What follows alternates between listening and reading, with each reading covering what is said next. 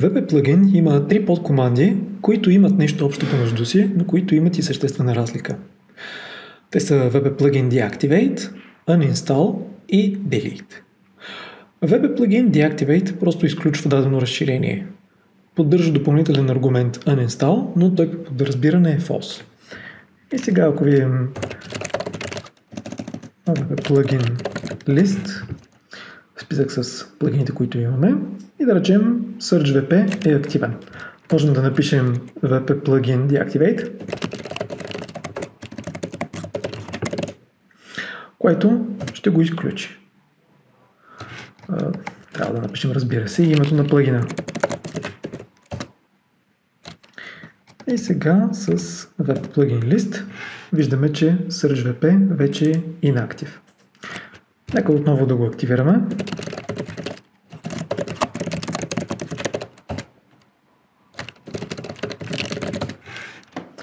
Потвърждаваме, че е активен.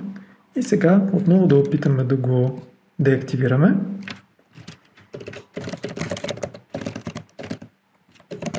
Но и също така да го анинсталираме.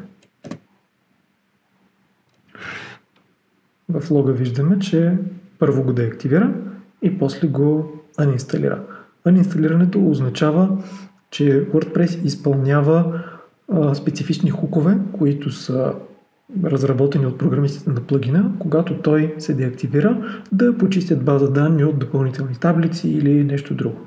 И накрая файловете на плагина се изтриват. Така че сега като напиша VP плагин List, SearchVP вече го няма в списъка. Следващата команда, VP плагин Delete, тя извършва само тази последна стъпка, която анинсталирането на плагин върши. Изтрива файловете на плагина, но прескача uninstall хука. Което какво означава? Нека сега да вляза в администраторския панел. Тук виждам списък от разширенията, които имам.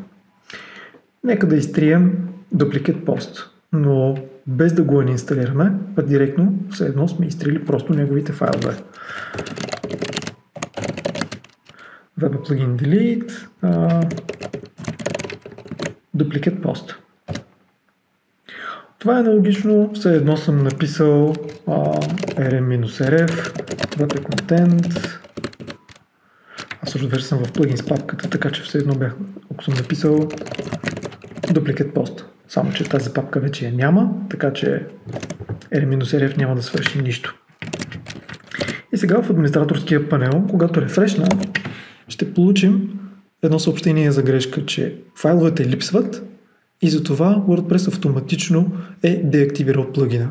Това дали един плагин е активен или не е активен, най-вероятно знаете, че просто се пази в базата данни. И когато WordPress в базата си данни има информация, че някой плагин е активен, а пък файловете му липсват, WordPress просто го маркира в базата данни като неактивен, защото той явно е бил изтрит чисто физически от файловата система. VP плагин Uninstall е това, което най-вероятно най-често ще ползваме. И то реално върши това, което прави VP плагин Deactivate с допълнителен аргумент Install. Така че двете са абсолютно взаимозаменяеми. И сега можем да напишем VP плагин Uninstall и нека да си изберем Akismet, който вече е неактивен. И тогава WordPress просто го анинсталира. VP плагин List и виждаме, че Akismet вече го няма. Сега нека да опитаме и VP плагин Uninstall и да пуснем някой плагин, който е активен. Да видим какво се случва тогава. Примерно Advanced Custom Fields Pro.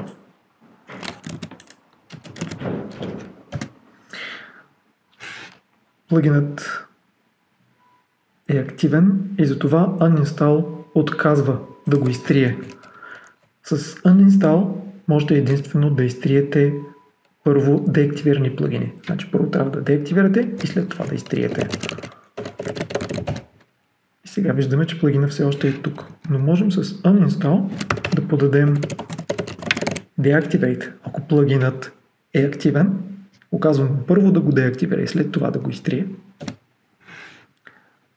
И това, което се случва като поредица от действия е същото, което се случва, когато напишем VP плагин Deactivate с Uninstall аргументи.